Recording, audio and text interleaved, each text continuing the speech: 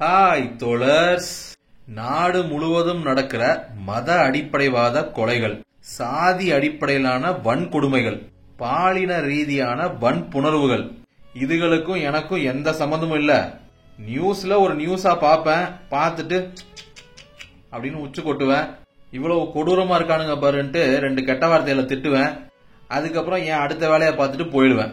அப்படி நம்ம இருக்கோம்னா மறைமுகமா இல்ல, நேரடியாவே இந்த கொடூரங்களுக்கெல்லாம் நாமளும் காரணமாயிடுவோம்.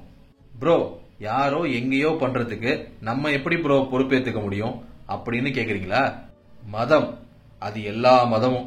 அது இங்க காப்பாத்தி வச்சிருக்கிற சாதி, சாதி வழி கலாச்சாரம், அந்த கலாச்சாரம் திணிச்சு வச்சிருக்கிற ஆணாதிக்கம், இது அத்தனையும் தான் இந்த மாதிரியான வன்புணர்வு, வன்கொடுமை, கொலைகளுக்கெல்லாம் நேரடி காரணங்கள்.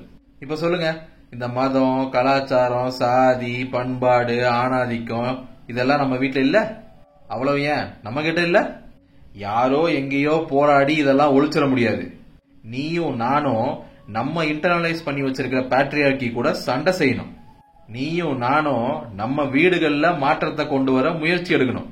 அதெல்லாம் நான் பண்ண மாட்டேன் ப்ரோ, எவனோ பண்றான், அவனை 4 கெட்ட வார்த்தையில திட்டிட்டு போயிடுவான் ப்ரோ அப்படின்னா நீயும் நானும் இந்த கொடூரங்களுக்கெல்லாம் நேரடி பொறுப்பாகிறோம்.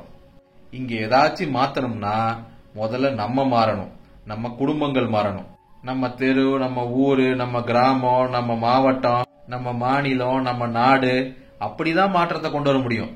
கீழ இருந்து தான் மேல மாற்றம் வரும், மேல இருந்து கீழே இல்ல.